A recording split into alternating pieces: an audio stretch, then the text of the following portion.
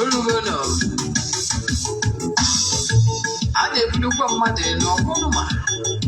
Onye mee nke ọma. Ebulie ya elu. Si ya jide nke o ji na-aga n'iru. Biko ka anyị gbakọ kịta. Wee kelee Eze-Ana. Eze-Ana ị ga-adị. Eze-Ana Ugochi Eze-Ana Ugochi tubelu. Nwoke ọma na oraifite. Ị ga-adị.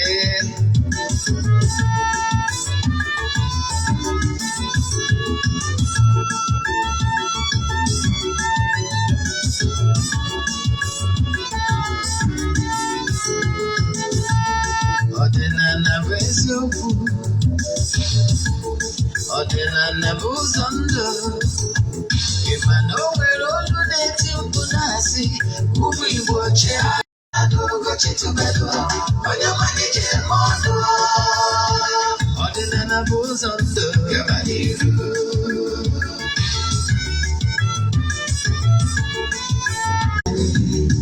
Na nke feka mma buru Baịbụl bịa. Akwụkwọ akụkọ wepekwa chọọchị fa. Ogbonuke adịkwa. Mmanụ Ugochi tubelu ekweghị ekwe. Eze-Ana si n'ọma mme. Ọdịnala amanwụ. Ọmanwụ chacha. Oge ọbụla ọ na-eti. Ọ nọ na nkụzi. Chukwu abịa ma gbaa gị ume. Ọdịnala ya. Ụtụtụ ọma na ụmụ ọdịnala Igbo. Anyị abịakwanụ n'oge awa nke eziokwu. Oge anyị ji awa eziokwu niile agba. Nke ọ bụ mụ nwa bụ Ogbuefi Eze-Ana Ugochi tubelu na-anọdụ isi ya. N'ụbọchị taata bụ eke, asị m na eke eketara anyị ihe ọma maka ịkpara anyị ihe ọjọọ. Asị m na akakaka anyị ama anyị na jijiji anyị ama anyị. Asị m na anyị ga-ejere obodo na anyị ga-anakwaziri obodo. Asị m na ilo na asị na-egwu ana ọfọ na ogu nwere mkpochi. Asị m ife anyị ga-eri bịa ihe eri anyị bịakwada. Ise n'ụbọchị taa maka ndị ọ bụ taa bụ izi ha na-afụ m. Afọ mgbe Ogbuefi Eze-Ana Ugochi tubelu na oraifite. Abụ m onye isi nchụaja na Ugochi tubelu ọdịnala tempụl. Anyị na-agba afa miri emi rụkwazi ọrụ mmụọ dị iche iche. Abụkwasị m onye isi nchụaja na ọdịnala restoration prime minister. Bụrụkwazị onye mgbasa ozi ọdịnala Igbo. So you can call me an ordinary evangelist. I will answer. My mission is to help people live better life. N'ụbọchị tata, before I gaba n'iru, isiokwu anyị ji wee bịa bụ ihe niile kwesịrị ịma gbasara Ogbonuke. All you need to know about Ogbonuke. Ama na ọtụtụ n'ime ụlọ na-anụ ya bụ language a na-asụ n'ọdịnala Igbo, ọgbọ na uke. Mma akọwara ya taa ka o doo anya. Mana ọkwa dị mkpa echefuna na aja anyị na-achụ kwa ọnwa nke ọnwa Ọgọst agabago n'iru. Ndị na-esonye na ya bụ aja amadugo ka esi eme ya. Aja mbụ na aja ịpụta ihe. Aja anyị na-achụ n'igwe. Aja ọ na-abụ a na-achụ iwota ya 3 prayer request. Place ya na ọcha na-achụzi aja na-aga ọfọ na-ekwubi okwu n'isi gị. Ka ọnwa Ọgọst amakarịa. Maka na ike dị n'okwu ọnụ. Enwere ike isonye na aja ebe ọ bụla ị nọ under the group. Maka gị ihe ọjọọ ọfụ etu esi esonye na aja. Ọ bụrụ na isonye wee na nke ọnwa Ọgọst mana ị chọrọ isonye na nke ọnwa Septemba. Etu esi eme ya bụ forward ya 3 prayer request. Email donation token to the account number. Echat ya ma gwazie nga other details I need from you in order to book you. Can I assure you, you need to have an altar that is speaking for you. Chat ya na WhatsApp 0813 8243 871. I repeat 0813 8243. Tata ọ bụrụ na ị na-watch nkụzi a site na Eziokwu TV mana ị ka chọọ ịwatch kwa nkụzi ọzọ jee na my YouTube channel Ogbuefi Eze-Ana Ugochi tubelu oraifite. Ị ga-watch nkụzi niile anyị kụzigoro so far ya na nkụzi ị na-anụ kịta. Ọ bụrụkwa ndị laikiri movies ị na-afụ na channel a and ị chọrọ iri watch ya ọzọ, go to our YouTube channel How Things Work in Creation. Maka na if you understand how things work in creation, a matter that Chukwu Okike for anyị niile n'anya, it doesn't take pacha. Yes. So Chukwu Okike, in his infinite mercy, loves all of us. And from day one, when he permitted us to be here on earth, he make a provision that why you see where the man, where better human spirit, in order to mature and become a better human spirit, in order to contribute our own quota towards furthering creation. Chukwu Okike mgbe ekele ụwa dịka human spirit anyị bụ from the spiritual realm, ndị ọdịnala Igbo na-akpụ ya na ana mmụọ. Bido na ana mmụọ, mgbe ahụ anyị nọ na ana mmụọ, we are totally unconscious of who we are.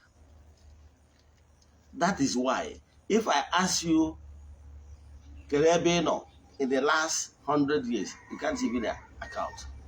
Yes, but I can tell you, no human spirit here on earth is here for the first time. So what am I saying? Now, enwelo purpose iji wee bịa here on earth. And for you to achieve that purpose, enwere ndị otu, enwere your spiritual associates, enwere ndị otu gị. Etu a isi bịa n'ụwa taa, ụfọdụ n'ime ndụ gasị n'otu dị iche iche, n'otu ọgbọ dị iche iche. Ọ bụrụ na ndị oyibozi, ọ bụrụzie klọb. Mana n'ala Igbo, n'obodo gboo, a na-enwe otu ọgbọ dị iche iche, a na-akpọ etiquette. You know, so, and akụwagolo gị na earthly prototype, that is earthly governance. Ihe niile na-afụ na-eme n'ụwa nwere prototype of what is happening in the spiritual realm. Maka ihi na before mmadụ enwe first idea or to invent anything, the person must have gotten the inspiration from the spiritual realm. Yes. Anọgide mmadụ nwere ike mmụọ ekpughere mmadụ ihe. Now, o reveal all to his people. Ebido practice bịa. So ihe na-achịkọwala gị bụ na otu ọgbọ dị iche iche ehibere n'obodo dị iche iche comes as a result of inspiration ha nwetara n'etu ihe si aga na mmụọ. Ha wee hibezie. Onye ahụ na-asị na mmadụ tụtara alụ ya abara obodo uru. Mana that alụ anwa does not originate from the person. Originated from ụmụ mmụọ, uche ụmụ mmụọ biri onye anwa. Gịnị ka m na-akọwa? Na otu dị iche iche anyị na-enwegasị n'ụwa, friendship, na-etu anwa as human spirit, na-etu ahụ ka anyị si nwekwa ndị otu na mmụọ. Onye akpatara na ọ bụrụ na ọmụ na-akpọtụchi onye ụwa mmadụ ma spiritual forces mmadụ, ihe m ekwu bụ na maka na ihe ikwuru ka mmụọ na-anụ. Na nna akpọtụchi onye ụwa mmadụ, mkpọtụchachi onye ụwa mmadụ, kpọtụọ ike ngị ya. Mma akpọ mmụọ abụ na mmụọ ọbụla ya na ya na-erikọ na mmụọ. Maka na aghọtara na mmụọ ọbụla, mkpụrụ obi ọbụla, spirit mmadụ ọbụla nwere other spirit ya na ya na-eme associate, ya na ya na-erikọ. So ihe nyi wee kọwa ihe ahụ ka iwe ghọta ebe nsi abịa. Mmụọ ọbụla etu ị nọ, enwere ndị enyi gị na mmụọ. Ha nọrọ n'anụ ahụ, ma ọ bụ na ha nọrọzi n'anụ ahụ, mana that spiritual bonding jikọrọ gị na ha nwụrụ ji wee bụrụ enyi bidori na mmụọ ka na-eme exist. Onye akpatalụ na ị nwere ike ịnọgide etu a inwe personal likeness n'ebe mmadụ nọ. Ndị mmadụ nwere ike na-ajụ na mmadụ na-abụ ha na-abịa ka nwanne na-eme ka ejima. Ị nwere ike nọgide like ya mmadụ, ịmarọ like chacha onye ahụ like-kwa gị. Ndị mmadụ na-ajụ ụnụ na-abụ abụrụ ofu obodo, ụnụ na-abụ abụrụ nwanne. Kedu ihe kpatara this bonding? I can tell you. What you don't know is only a mystery to you. It could be na that person bụ your lost friend in the previous earth life. O nwere ike onwe ihe o mere gị, okwu ihe i mere ya, ụnụ na-abụ na-eme ọfụma na-ebi ka nwanne. Ịfụnanya, nwee long love between two of you. Now, in this present earth life, if for any reason two of you cross each other's path, o nwere ike ọ bụrụzie na onye Ebonyi, gị nwa bụrụ onye Anambra, mana mgbe ọ nwụrụ furu onwe ụnụ, enwere this personal likeness they flow between the two. Yes, all because of n'anya mmadụ unu nwere ike recognize na onwebugo ihe jikọrọ unu, mana n'anya mmụọ the spirit unu onye bara ihe asị na ịmara ihe na-eme n'obi ife onye obi a na-atọ ụtọ ọ maka na mmụọ gị na mmụọ ya ma gboo. O nwere ike ọsị ya Ifeanyị na ihe ọma anyị meere m amara m ihe mmejekwa ụgwọ ịghọtago. So o nwere ike ọ bịazie n'ụwa nke kịta ọfụ ha na Ifeanyị anwa ihe ga na-agụ ya agụ n'obi kere ihe mmemere Ifeanyị kere ihe mmemere Ifeanyị and they keep on doing good. Ihe abụ ụgwọ ihe ọma Ifeanyị merie n'ụwa mbụ ka ọ na-akwụ mana ọ na-amara adị nwegide ma na-ajụzi kere ihe mere mmadụ na-abụọ na ha adịkazi too close despite that na ha si from two different mothers.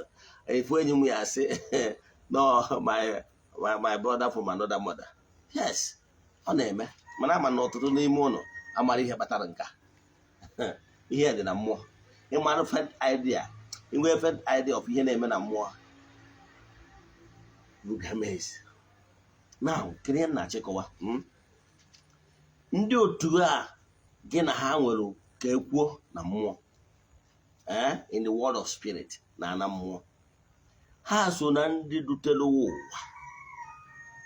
Ịmana ka ngwa wanted, have you asked yourself ihe kpatara eji wee bụrụ of all days ọ bụrụ na ha mụrụ gị ụbọchị dị etu a mgbe Okonkwo of all days ime megidere nne m ụbọchị Eke mana ọ rụzie ka azụ batara ụkwụ n'ụbọchị Nkwọ amụọ m. Ịghọtara ya? Now enwere ihe kpatara na o ji bụrụ n'ụbọchị Nkwọ ahụ ka a mụrụ m. Ụbọchị Nkwọ ahụ bụ na ụbọchị Nkwọ ahụ maka ndị njelu nke Chukwu ndị na-ejere Chukwu na mmadụ ozi ndị na-arụ ọrụ ụbọchị Nkwọ ndị ana ka dị very active, the vibration dị too high. Ụbọchị ha ka ha wee come on earth. You understand me? For me to kickstart my earthly mission. Ndị oyibo maara nke a ya bata ndị oyibo nwere ike ịdagwa gbasara zodiac signs. Yes, I bido gụba nke ha the Aries, the Aquarius, the Scorpio, the all these things, the Libra and rest of them. So mana ọdịnala Igbo anyị na-use for cardinal point. So ụbọchị agha mụrụ ụbọchị Nkwọ ihe ọ pụtara bụ na ndị njelu nke Chukwu nwere the highest vibration n'ụbọchị Nkwọ welcome me because I have some certain things in common with them. Onye ka anyị bụrụ Okonkwo. So ihe ọ pụtara bụ na ndị njelu nke Chukwu na-arụ ọrụ na ụbọchị Nkwọ bụ ndị ana na mụ na ha nwere link, mụ na ha nwere ekwuo. Now enwere other spiritual forces ndị ọzọ mụ na ha nwere link directly and indirect. Ndị Nkwọ Chi Nkwọ mụ na ya nwere direct link, nwezie ndị ọzọ mụ na ha nwere indirect link. But for now I have already linked myself to all the 4 cardinal points, and you can do the same thing. By the time you develop your spiritual strength, that are interwoven, all the spiritual forces that are interwoven. So once you become tight friend with this particular one, it links you with others. But you're not checking Nyabo abezena na that's your spiritual associate. Enwere ndị bụ ndị ọgbọ gị. Ya met. Yes. Ndị ọgbọ gị anwa enwere mission or in order ka they are representative. Yes. In order that they are representative on earth to represent them. So they don't want you to fail.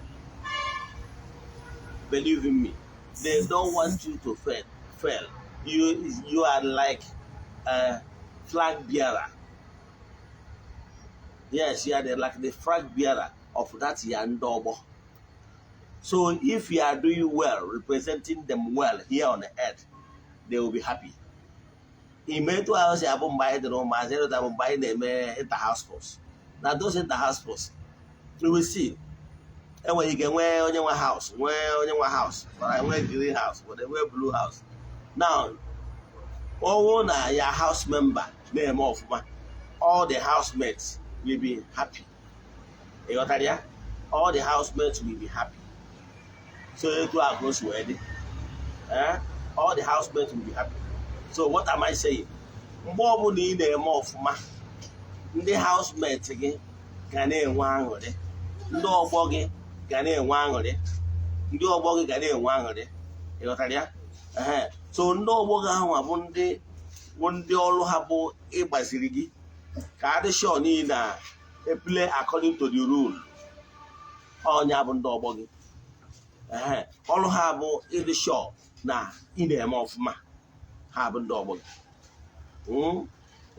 Ndị ọgbọ gị anwa mana ọrụ ha bụ ịdị sure na ị na-play according to the rules. Ka m gwa gị one thing you don't know in creation. In creation, enwelu track. Ụzọ ọbụla ime etu esi enwe ndị ara agba ọsọ. Yes, enwe tracks. Tracks ha bụ etu aka ọ dị on earth. O nwere onye mere ibie. Every human being on earth nwere track. Nature megolu gị, ndị otu gị na ya spiritual forces megolu gị n'ụzọ a ka ị ga-aga in order to achieve greatness here on earth. And nature emeghị na onwere onye ga-anọgide jebe na track abụrụ track ya. Maka na nature achọrọ ka ị pụta na excuse na why iji wee felụ bụ na because na Okeke ma ọ bụ na Okafọ ji nọchiere gị ụzọ ma ọ na-agba na track gị. Ka m gwa gị ihe na-eme na ịgba ọsọ, track and field events. If for any reason you are taking on maybe any number of meter, 100 meter, 1000 meter, 500 meters, na ịgba ọsọ na track and field event. Now i wee gbagodo ọsọ anwa wee bụrụ number 1, mana ijere gbaa na track onye ọzọ, my dear, a ga-edisqualify gị. Ị ghọtara ya? Yes, a ga-edisqualify gị. Ọsọ ya bụrụkwa na ọgụwa bụ number 1. In fact, ịgụwa ya abụzi the last person na record. You know why? Ị hapụrụ that ya track jee gbaa na track onye ọzọ. Ihe ọ pụtara bụ na you did not obey the natural laws set aside that govern that your race. Because in creation does not permit you ịgbanale n'onye ọzọ. Creation does not permit you ịgbanale n'onye ọzọ. Maka ihi na ịgbanale n'onye ọzọ, ị nwere ike inwe distraction. Ịgbanale n'onye ọzọ, ị nwere ike inwe distraction to that particular person. And that particular person might be laying claim that why he or she fell is because you blocked him by following his own or her own path. So therefore, I can nullify it. Also, you have to give first. For daring to intermingle with another person's lane. So, your spiritual forces, your ndobo, understand this rule very well. Maka ihe ndị ọgbọ gị ama achọ ka ị gbaa na lane abụrụ lane gị, maka ihi na ọ ga-eme gị mgbe ọbụla ọsọkwa anya bụrụ na ịgbatala, maka ihi na ịgbago na lane onye ọzọ edisqualify ya gị.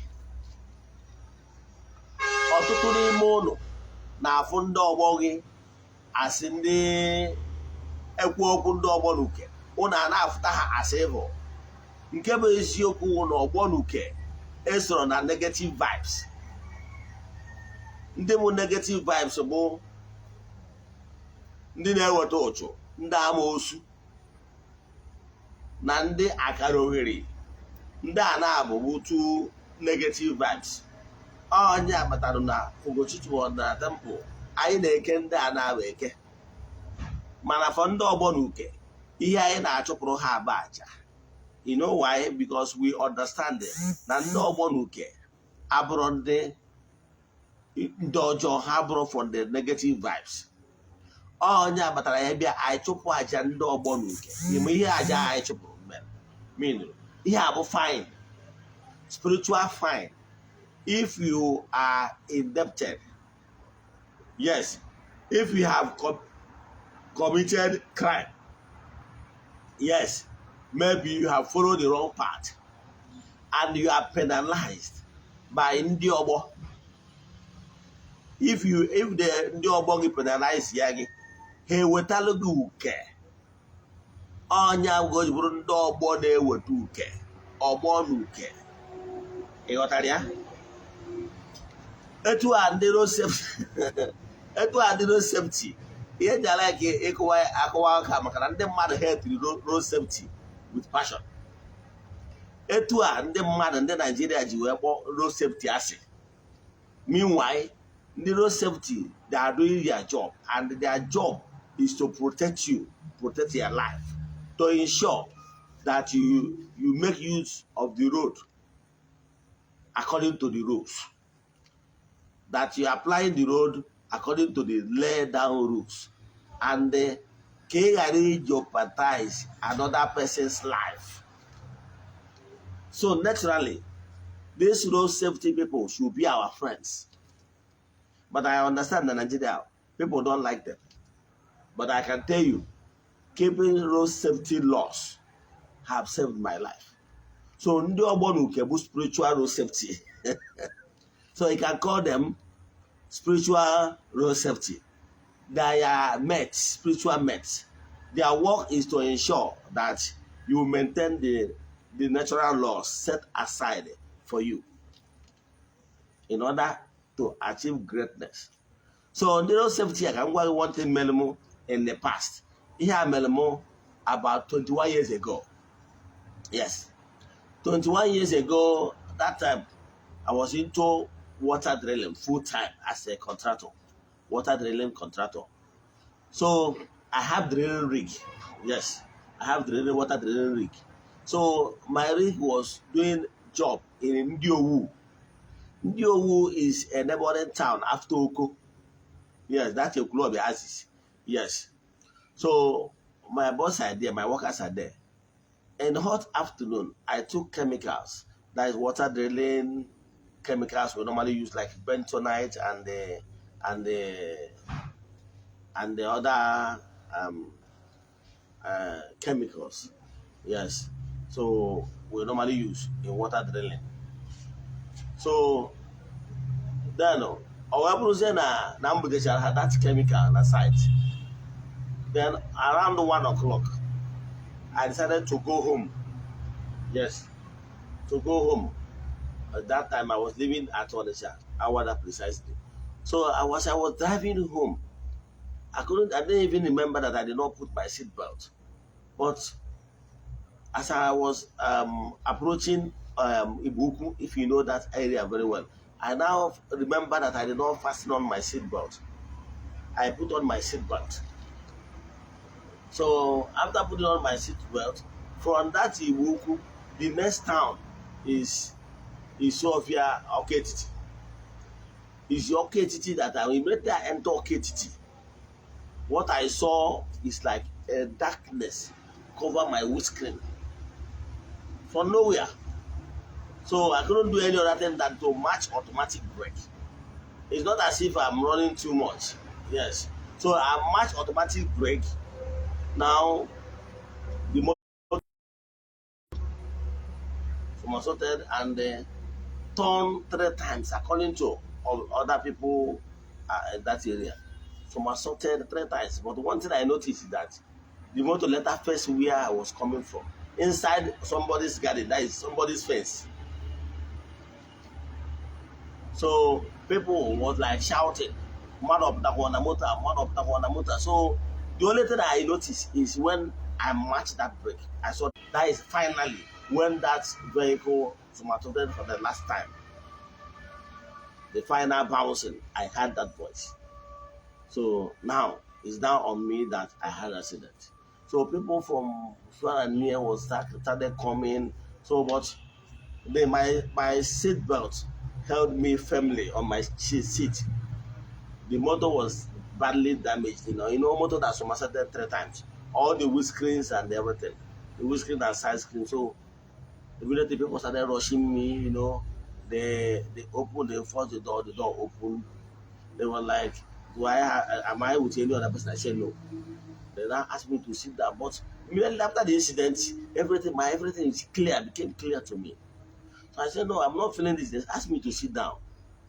So after that a particular event, another man that is drinking, because there is this joint opposite that particular spot, the one actually saving lives by encouraging you to play according to the rules for your own good. So you can see how road safety rules on fastening your seatbelt saved my life. I can tell you, ya ndị ọgbọ na-ewetara gị so many things you will be doing for your own good. They don't want you to waste your earthly existence just like that. Whenever we are facing some challenges, let's understand that as long as you are living here on earth, you must misbehave. And once you misbehave, you will penalize. The way road safety marshals are there to discipline you whenever you go or misbehave or do something against natural laws, they will penalize you. Yes, the way they will book you and you have yourself to blame. That is exactly what is happening when the Ndobo penalize you and book you. And once they penalize you, see what will happen. Once they penalize you, then you already found guilty as charged. Then what we normally do is that whenever such a thing happens, what we will be doing is, the only solution is for us to pay up the debt. Is pay up the debt by we bring lots of things, ranges from so many other things for appeasement and in order to appease them. But if it's road safety, physical road safety, go and pay money. But in spiritual road safety, you don't pay money. Spiritual road safety is in the Ogbonuke gang we get choporaja. Yes. You get choporaja. Aja na chopobo, you have appeasement the name Ajanwa. You only need in the name in Mesaraka. But a physical, because spiritual road safety are an ego. Because now, here na ego, more amoromaki and about legal tender. Legal tender more, akwụkwọ note. Each country over that legalized ego. So mana as no matter road safety, they penalize you with money. Mana spiritual road safety ga-eji ihe otiti burala ha ga-eje mpịawa azụ were ya gosi gị na all is not well ga-eji ekwu ụgwọ iji maka na onye kwụ ụgwọ oji o nwere onwe ya ghọtara ịkpata na ya dị eke ha, because they are not evil, they are doing exactly road safety work in the spiritual angle. And road safety work is to save your life, to ensure that you do not jeopardize your existence. So onye ka ya na-achịkọwala gị, learn today. Mgbe ọbụla agbala gị afa wee gbatara ndị Ogbonuke na-ewetala uke, ndị a bụ ndị ọgbọ gị na-eweta mpịawa azụ, na-eweta uke as a punishment. The way ndị road safety ji ewetara uke by the impound your vehicle. When they impound their vehicle, hey, what that go yes, because never I ije, you no longer go there. Hey, what that go makana ha nwere ike delay gị. Oh, okay. By then, I said, oh, this journey I ije na ndị safety the guy ebe. Ọ bụrụ uke. Ha na-eweta uke dịka mmadụ. Mana ana m achọ ịgwa na enwere uke mmụọ. Uke mmụọ a bụ ihe mpịawa azụ na ihe mkpọbi ụkwụ ndị a na-eme gị. Mana aṅụra ngwara nkwụ na-abịa. Uke ndị a dị necessary for you to become a better person. Because I can tell you, without challenge, there will never be a champion. Without test, there won't be testimony. This is challenges of life. And note before I close, tough times never last, but tough people do last. Fruit and shame. I could say about. Chedakwa so yala anyị n'oge awa nke eziokwu echi niile n'oge awa nke eziokwu. Ọ bụrụ na o nwere ajụjụ ị nwere na nkụzi a ma ọ bụ na ịchọ ka agbaala gị afa miri emi, send alụ message na WhatsApp 0813 8243 871. I repeat, 0813 8243 871. N'aha Chukwu Okike nke pụrụ ime ihe niile, onye ike niile si n'aka ya abịa. Egwuo m okwu n'isi ndị niile na-esonyere anyị n'oge awa nke eziokwu, na ndị niile na-esonyere anyị na Eziokwu TV, na ndị na-esonye na social media handles, ka ha na-agbasa na-emetụ aka na share button na-agwa ndị mmadụ gbasara ozi ọma ọdịnala. A sị ka ọmaka mere ha. Agụkwa m ọfụ kwubie okwu n'isi ndị Friends of the Temple and the Children of the Temple. A sị na ọmaka ga-emere ha, na ha ga-ejere obodo, na ha ga-anakwaziri obodo, na onye ya na-achụ ha na onye ha ga-ada, na onye ha na-achụkwasị ga-adakwazi. Si n'ifeọma ya emerefa. A sị na ụbọchị taata bụ ụbọchị eke ga-eketara ụnụ ihe ọma, na ngọzi Chukwu Okike ga-echekwaba ụnụ, na ihe ọma ọbụla ụnụ na-eme ga-ewetara ụnụ ngọzi. Na akakaka ya ama ụnụ, na jijiji ya ama ụnụ, na ọbịara egbu ụnụ, na onye ahụ egbu onwe ya, na onye sị na ụnụ ga-adị mma, na onye ahụ ga-adị mma, mana onye ahụ sị na ụnụ ama adị mma, na onye ahụ ama adịnata mma, n'afọ Chukwu Okike nke pụrụ ime ihe niile, onye ike niile si n'aka ya bịa. Agazie, ọ dịkwa n'echi. Ndewonu.